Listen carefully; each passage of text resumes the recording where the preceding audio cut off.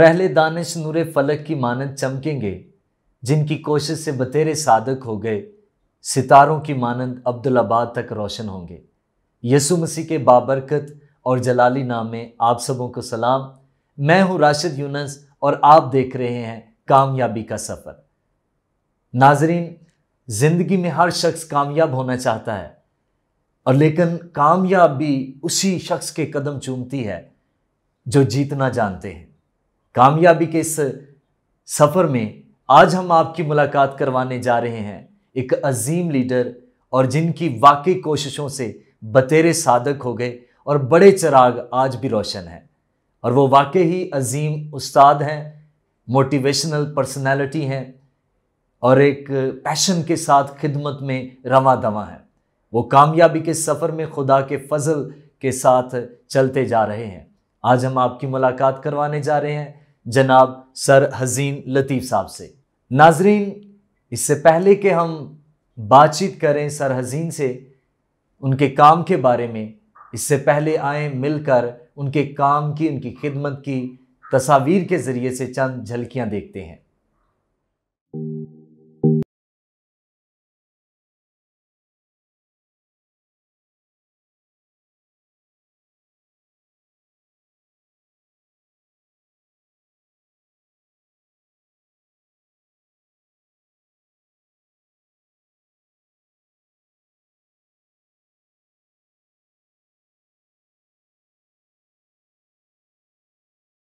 तो आए नाजरीन, आपने देखी खिदमत की चंद झलकियां। आए हम उस शख्सियत की तरफ जाते हैं और उनसे मिलते हैं।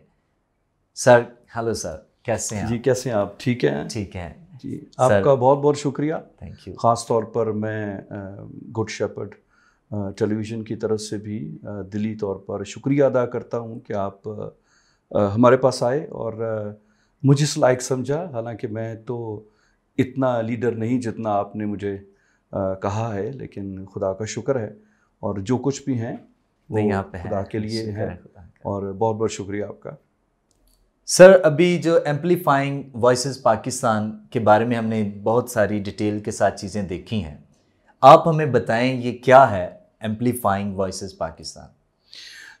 जैसे कि आप नाम प्रोनाउंस करते हैं, बोलते हैं एम्पलीफाइंग वॉइसेस जी, तो इसका बुनियादी मिशन और पर्पस ये है कि हम उन लोगों को जो मार्जिनलाइज्ड हैं, जो पिसे हुए हैं, जो कम्युनिटी में दबे हुए हैं, जिनके पास आवाज़ नहीं है, उनको हम आवाज़ दें, और वो अपनी आवाज़ में अपने मसाइल को और अपनी बातों को खुद शेयर करें। होता ही है नॉर्मली कि मीडिया में और बाकी प्लेटफॉर्म्स पे भी आप देखें कि लोग जाते हैं या इदारे जाते हैं तो जो कम्युनिटी पिसी हुई है उसके पास जाते हैं और उनके मसाइल को वो नोट करते हैं और फिर अपनी आवाज़ में उनका मसला बयान करते हैं। तो ये बर्डन मेरे दिल पे था कि एक ऐसा इदारा होना चाहिए जो उनको बोलने का हक दे और उनको ये ताकत बख्शे, उनकी कैपेसिटी बिल्ड करे, उनको एम्पावर करे कि वो अपनी ज़ुबान में, अपने अंदाज में, अपने कल्चर के हिसाब से वो अपने मसले को बयान करें और ख़ुद से अपनी डेवलपमेंट करें और हम उनकी मदद करें। तो हमारे पास इसके 3 बुनियादी हिस्से हैं। हम कम्युनिटीज़ को देखते हैं कि कौन सी कम्युनिटीज़ जो हैं वो पिसी हुई है, डिप्राइव्ड हैं, परेशान हैं, उनको डेवलपमेंट के इशू हैं और बड़े बुनियादी मसाइल हैं उनके, तो हम उनको ट्रेंड करते हैं। कुछ तस्वीर में भी हम देख रहे थे कि पसमानदा इलाके हैं, बिल्कुल बहुत गरीब लोग भी हैं। जी, तो उनको हम ट्रेंड करते हैं। ट्रेंड किस में करते हैं? हम ट्रेन उनको ऑडियो कंटेंट बनाने में करते हैं कि आपने ऑडियो कंटेंट कैसे बनाना है, क्योंकि विजुअल कंटेंट उनके लिए मुश्किल है वो बनाना और महंगा भी है। सो ऑडियो कंटेंट बनाना आसान है। ये उस जो लफ्ज़ आप बोल रहे हैं ऑडियो कंटेंट जो है, ये हमारे नाज़रीन को सादा तौर पर बताएं ये क्या है? ये है कि हम आवाज़ को कैसे उन्होंने रिकॉर्ड करना है। मिसाल के तौर पे इस ट्रेनिंग में हम उनको इंटरव्यू लेना सिखाते हैं, जैसे आप ले रहे हैं इंटरव्यू जी, और हम उनको बताते हैं कि पब्लिक सर्विस अनाउंसमेंट्स या मैसेजेस कैसे बनाने हैं, आपने प्रोग्राम कैसे डिज़ाइन करना है, आपने म्यूज़िक कैसे उसके नीचे जोड़ना है। और ये जब प्रोग्राम पूरा तैयार हो जाता है, वो फिर इस प्रोग्राम को या तो हम FM के ज़रिए से, जो लोकल FM होता है उसके ज़रिए से ऑन एयर भेजते हैं, और फिर दूसरा उसको सोशल मीडिया पर लिंक अप करते हैं, जिसमें व्हाट्सएप है, फेसबुक है। तो यूं उस कम्युनिटी की आवाज़ सब तक पहुंचती है कि भाई हमें ये प्रॉब्लम्स हैं, हमें ये मसाइल हैं, तो आप कोई ना कोई मदद उनके लिए करेगा। तो फिर कोई ना कोई NGO, कोई हुकूमती इदारा कोई मैसेज उनका सुन के उनकी हेल्प आउट करता है। और ये हमने पिछले 13 साल से हमने एक्सपेरिमेंट करके देखा है और ये बड़ा ज़बरदस्त काम करता है। दूसरा ऐसा है कि हम कैपेसिटी बिल्ड करते हैं कम्युनिटी की। कैपेसिटी बिल्ड करने का मतलब है हम उन्हें कुछ इक्विपमेंट देते हैं ताकि वो रिकॉर्डिंग्स कर सकें, और फिर उनको छोटा सा सेटअप बना के देते हैं कि कैसे वो रिकॉर्ड करेंगे। और आप सुन के राशिद भाई हैरान होंगे कि ये पढ़े लिखे लोग नहीं हैं।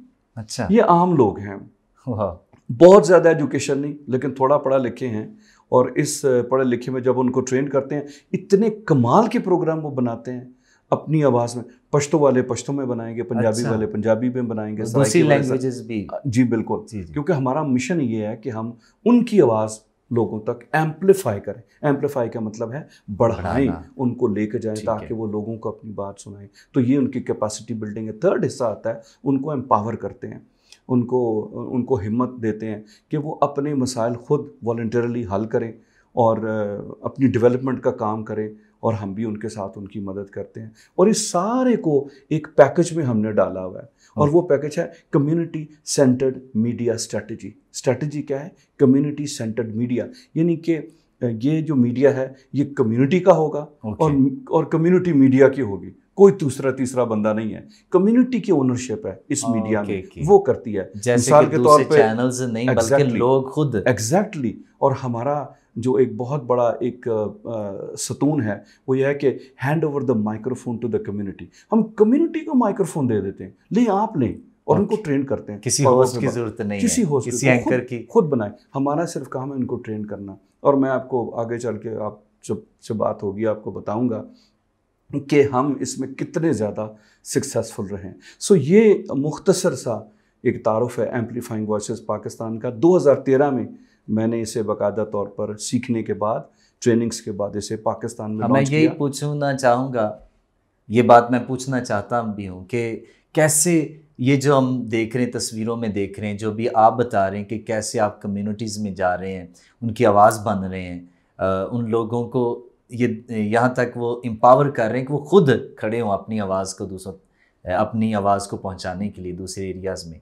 तो ये आपने कब ये शुरू किया? क्योंकि हमारे अमूमन लोग ऐसे ख्यालात कहाँ सोचते हैं। ये बात आपकी बिल्कुल ठीक है, और मैं ये बताने वाला था कि ये एक टोटली एक यूनिक आइडिया था। और मैं जब ये आइडिया लेकर बहुत सारे अपने लीडर्स के पास जाता था तो वो शेकी हो जाते थे, वो कहते यार भाई अजीम ये नहीं काम करेगा, ये नहीं चल सकता। सो हमें अब तो मैं कहता था नहीं, मेरे अंदर एक पैशन था कि नहीं, इट विल वर्क, ये करेगा काम। लेकिन एक्सपेरिमेंट करने से होता है ना। अगर आपने कभी किया ही नहीं, आपने एक जर्नी का सफ़र पहला कदम ही नहीं उठाया, तो आप कैसे कहेंगे कि मैं उस जर्नी के एंड तक पहुंच सकता हूं? आप जाएंगे नहीं। सो मेरे अंदर ये पैशन था, और मैंने इससे पहले तकरीबन अपनी ज़िंदगी के 22 साल एक क्रिश्चियन मीडिया इदारे को दिए, जिसमें मैं 22 साल जिसमें मैं लैंग्वेज कंसल्टेंट से स्टार्ट किया, स्क्रिप्ट राइटर से स्टार्ट हुआ, करते कराते मैं जनरल मैनेजर प्रोडक्शन तक गया और लातादाद काम किए। इसके अलावा मैंने सेकुलर वर्ल्ड में FM 4 channels from the scratch start किए और 2 को लॉन्च किया, और बड़े काम किए सीखने की गर्ज से। मैं अभी भी सीखता हूँ, लेकिन जब सीखना छोड़ देंगे ना तो आपके पास कुछ नहीं बचेगा। सो सीखते रहें। अच्छा, आपने जो बात की थी फिर मैं क्यों इस तरफ आया, मेरे अंदर एक पैशन डेवलप हुआ, और मैं सोचता था कि बहुत से लोग खिदमत करते हैं, मैं कैसे काम करूं। तो अगर मैं आपको बताऊं कि मती की मार्फत इंजील मुक़द्दस और उसका 5वां बाब है, जहाँ से पहाड़ी का वाज शुरू होता है। जी। और ये एक ऐसा वाज है जो सारी दुनिया के लिए, हर कौम के लिए एक राह है, एक रास्ता है। और उसके दौरान खुदावंद मसीह हमारे मुनज्जी सॉल्ट एंड लाइट यानी नमक और नूर की मिसाल से वो बात करते हैं। मैं आपके साथ शेयर करना चाहता हूँ, और लिखा है कि इसकी 14वीं आयत से पढ़ूंगा, तुम दुनिया के नूर हो। जो शहर पहाड़ पर बसा है वो छिप नहीं सकता, और चिराग जलाकर पैमाने के नीचे नहीं बल्कि चिरागदान पर रखते हैं, तो उससे घर के सब लोगों को रोशनी पहुंचती है। अब 16वीं आयत पर मैं आपकी तवज्जो लाना चाहता हूँ। वो लिखा है, इसी तरह तुम्हारी रोशनी आदमियों के सामने चमके ताकि वो तुम्हारे नेक कामों को देखकर तुम्हारे बाप की जो आसमान पर है तमजीद करें। हमारे नेक कामों के सबब से, दिस इज़ आवर लाइट।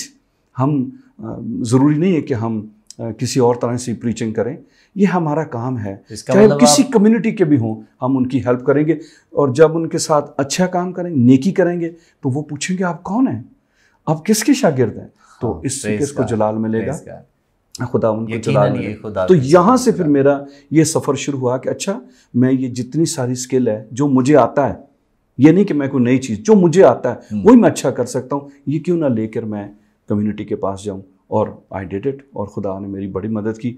अभी भी बहुत सारे प्रोजेक्ट्स हमारे चल रहे हैं और कम्युनिटी जो है एम्पावर हो रही है, वो तरक्की कर रही है, उनके इंफ्रास्ट्रक्चर बेहतर हो गए, बहुत सारी चीज़ें हो रही हैं।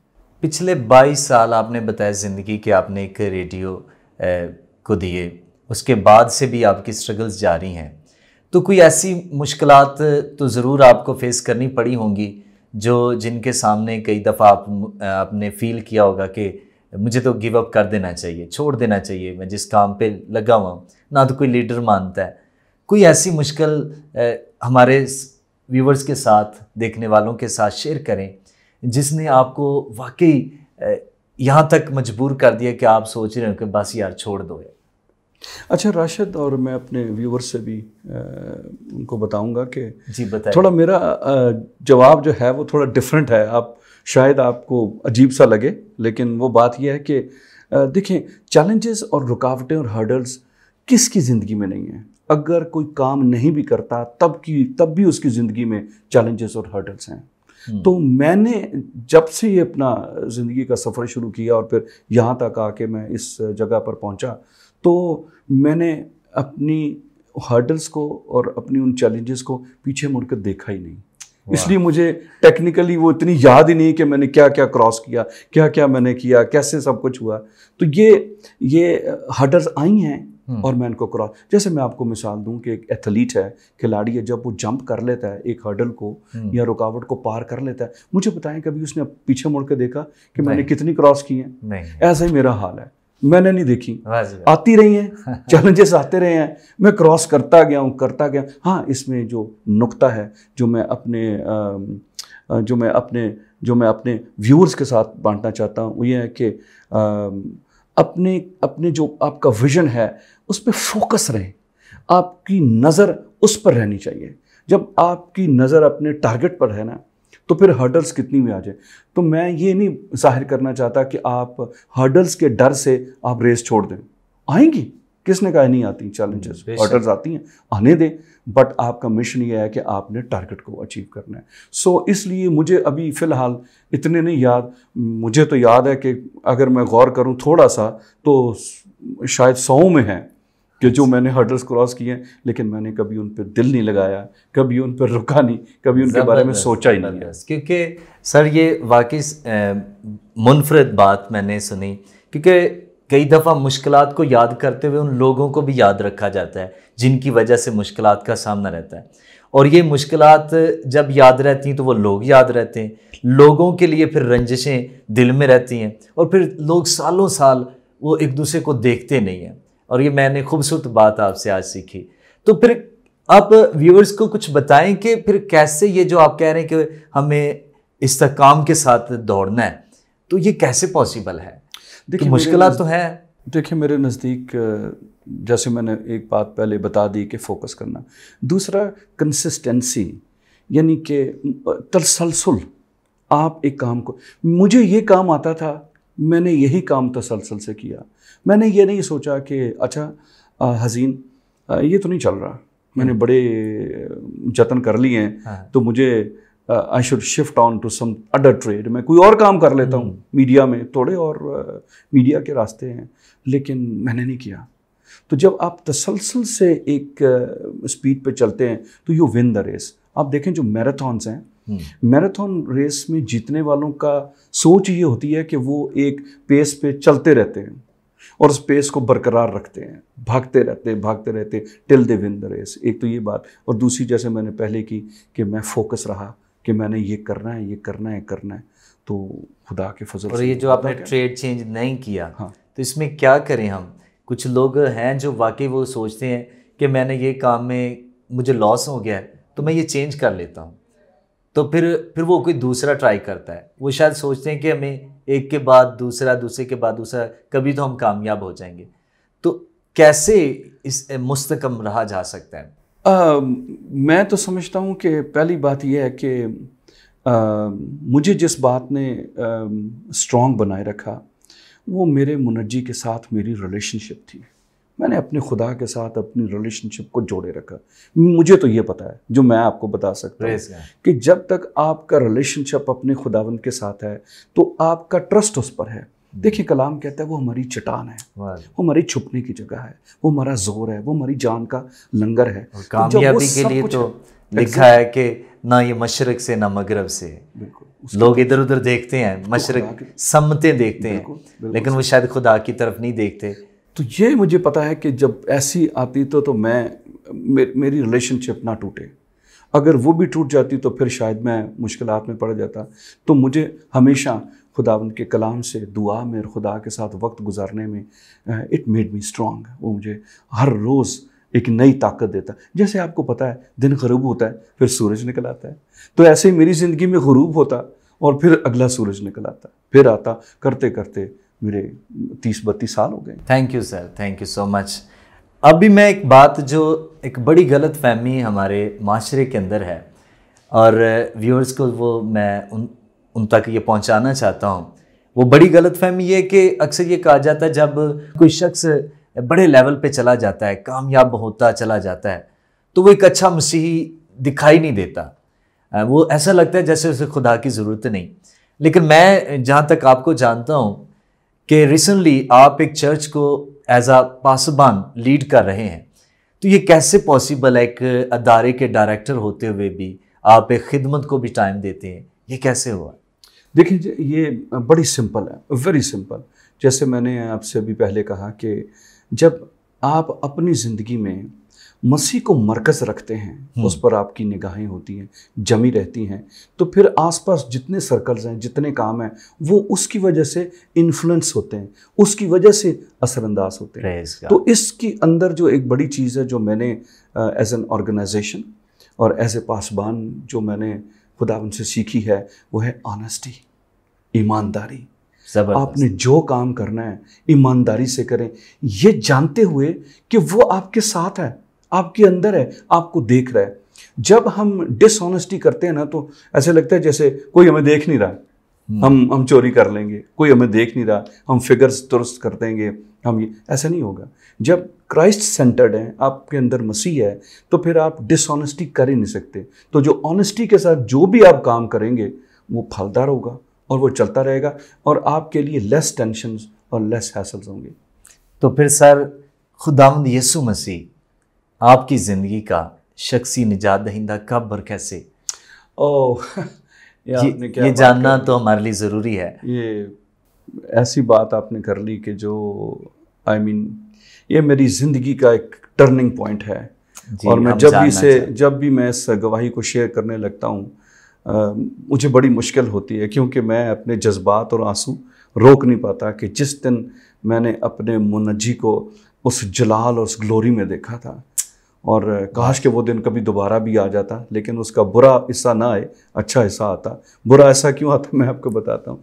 क्योंकि जब मैं तकरीबन 19 साल और कुछ महीनों की मेरी एज थी, आई वाज वेरी यंग, और समहाउ अंधेरे की तासीरों ने मुझे जकड़ लिया और बदरू है, हाँ ये कह लें। तो वो इन डिमोनिक पोजेशन ने मुझे बहुत मारा। मैं इतना को मारा कि जिस तरह आपकी हेल्थ है ना, इससे भी 10 गुना मैं स्लिम था। यानी लोग कहते थे खाते हो लेकिन नज़र नहीं आता कहाँ जाता है। क्योंकि आई वॉज पोजेस्ड। मेरे अंदर एंगर था, नफ़रत था, मैं वेपन्स की तरफ जा रहा था, मैं और बुरी चीज़ों की तरफ जा रहा था, लेकिन मुझे समझ नहीं आ रहा और कोई भी मुझे नहीं बचा सकता था। बहुत सारे लोगों ने दुआएं की, कोई भी नहीं सेव कर सकता था मुझे।